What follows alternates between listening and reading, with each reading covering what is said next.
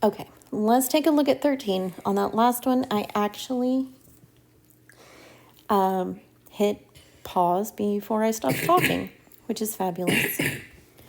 So, you're fine, buddy. We need to find the 40th percentile of the 19 data values shown. Now, in your notes and on the exam one handout, you have this beautiful little formula right here. This is what we're going to use to locate that 40th percentile. I is the locator. It's a spot number. If you have ever flown out of an airport somewhere and you had to park your car, you may have gone to a parking lot where they gave you a little tag or there was a number in your parking spot and you were in row J, spot number 47. That was your I value, your locator. K is your percentile.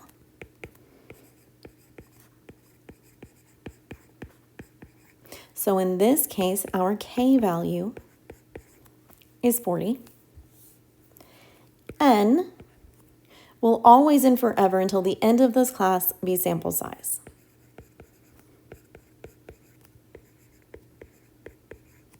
And in our case, N is 19. So we're going to plug in the things. I always start out with WTF. Write the formula. I have been doing that since high school chemistry and physics. It has always served me well. It has never led me astray, so I stick with it. I'm going to plug in the 40.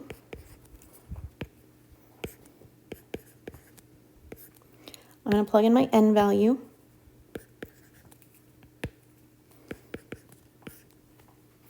Now, when I do the math, this becomes 0.4 times 20. You are welcome to pull up the calculator to plug this in. 0.4 times 20, I can't talk for a second, is 8. So I equals 8 means I need to go find the number, the 8th number in the list. So this is 1, 2, 3, 4, 5, 6, 7, 8. So that tells me the 40th percentile is 10.3. Now, I'm going to change this up a little bit. Let's say we did all of the things, but we got I is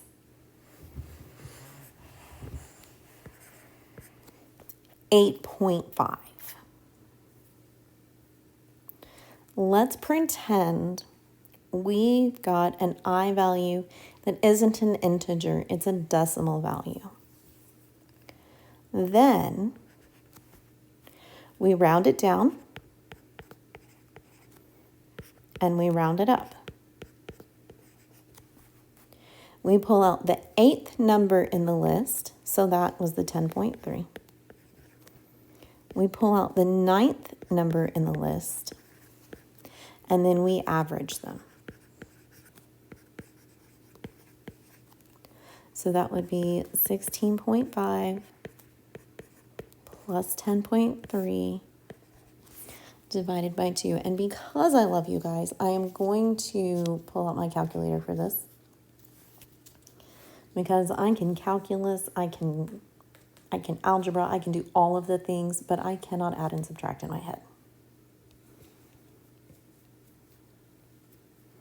And then we want to divide that by 2, so that looks like 13.4. This would be the percentile we were looking for if our I value came out as a decimal. I just want to make sure that you see it both ways. When your locator comes out to be a whole number, an integer, that's the way it turned out for this one. So this is our official answer. This was our pretend what if scenario. This is the one person in the room who says, but Ms. Graham, what happens if I end a decimal? I'm so glad you asked. Let's pretend you did. That's how you would handle it. Now let's take a look at this delightful frequency distribution table. Now, there's a couple of things that you may not have picked up on, and I'm not going to lie, it took me a little bit to pick up on it too when I first started teaching statistics. We are looking for P78. That means we are looking for the 78th percentile. If I go look at my percentages here, I don't have a 78. I've got a 63 and I've got an 81. I don't have a 78. Here's what you do. What this means, this cumulative frequency column right here, this is telling me that the zero siblings line, this one, actually covers from 0% all the way to 21%. That one sibling class covers from 21% to 41%. That two sibling class covers from 41% all the way to 63%. That three sibling class covers from 63, and it just switched to the eraser on me. Goes from 63 to 81%. No idea why my percent symbol just changed. And then four siblings. That class covers from 81% to 100%. Now I can go find the 78th percentile. That 78th percentile falls in that class right there because 78 is between 63 and 81. So that, that's better. P78 is 3.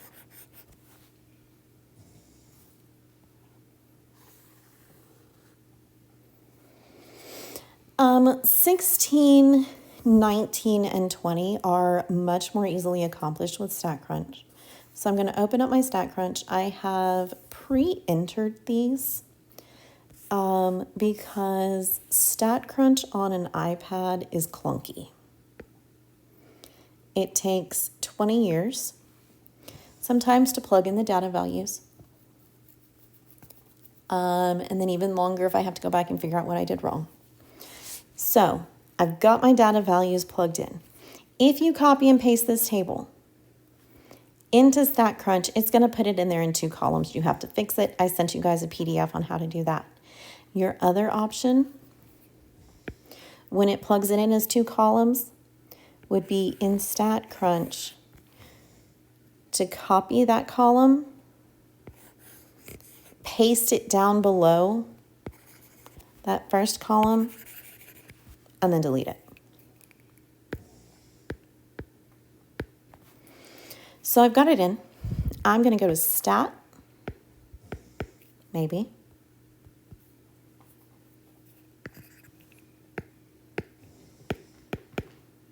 Maybe I'm not. Maybe StatCrunch hates me now because it won't. Yep, something is wrong with my StatCrunch. That's delightful. Maybe it's just lagging. Maybe I could do it. Nope, it looks like I'm going to have to do it again. That's super fun. My Stat Crunch might be dead. Okay. So if you want to go get a snack real quick, I'm going to type these in.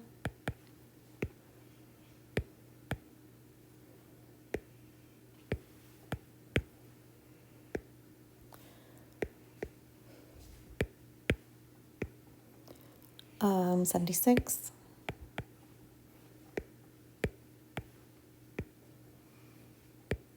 71. 32.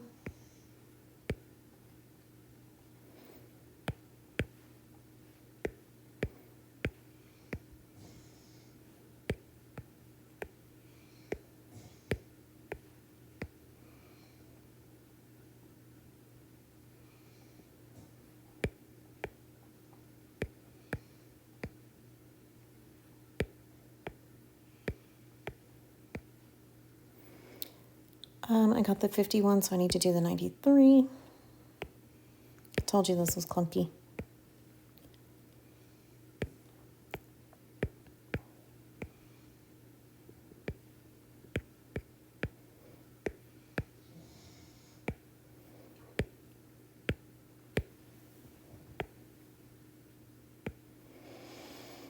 $96.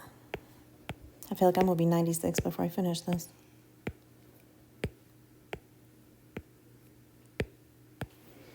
Okay, we got them all in. I'm going to go to Stat, and I want to go to Summary Stats.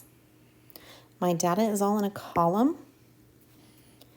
The column was variable 1. I only have one option to choose. We don't care about where. We don't want to group it. I do want to choose what it gives me. Mine is a little bit different.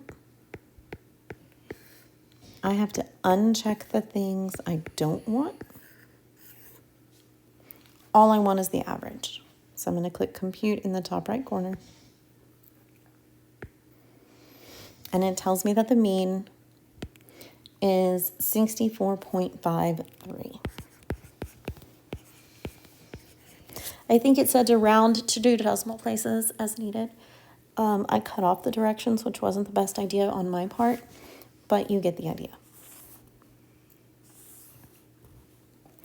19 gave you a sample, and it said to calculate several things. I'm really not optimistic about this one. Yeah, that's completely frozen. That's dumb. Thankfully, this one is shorter. 35.8. 43.8.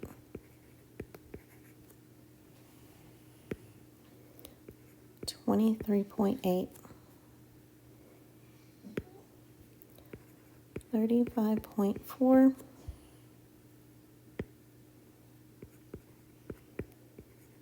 15.2. 48.7. And 43.3. I'm going to use the same process. I'm going to go to Stat. I'm going to go to Summary Stats. My data is in a column. I'm going to pick that column. We don't care about where. We're not grouping anything. We want to go to Statistics. It doesn't ask me about sample size. I don't need the mean. I need this variance. I need the standard deviation and the range. I'm going to click Compute.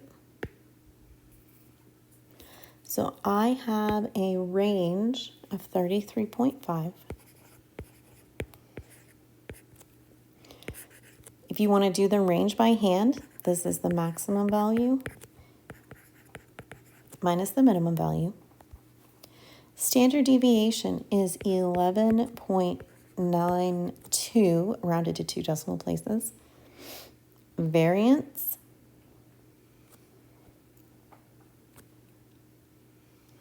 is 142. 0.03. Totally a StatCrunch question. Now the last one was a frequency distribution. This one might work. It's got a gray square up there, so I'm a little worried though. Oh, sweet. So I entered the table. I've got the test scores, the classes in the first column, the frequencies in the second column. I'm going to go to stat and summary stats.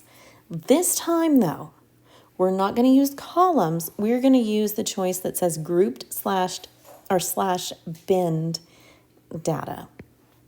These classes are like your recycling bin, where you sort the plastic and the paper and the metal. My bins, those are my test scores. Those are my classes. So that's variable 1. The counts, that's how many is in each bin. Well, that's variable 2. I don't care about where. We don't really worry about midpoints. This question had 2 options. It either asked you for the mean or the standard deviation. So we're going to ask it to find both. Mean, standard deviation, and I'm going to get rid of all the others. And then I'm going to compute. So the mean for this one was 67. The standard deviation is 17.96 to 2 decimal places. The last 3 were total StatCrunch questions. If you have additional questions, please send your questions my direction. The sooner you start reviewing for the final, the less stressed you'll be at the end.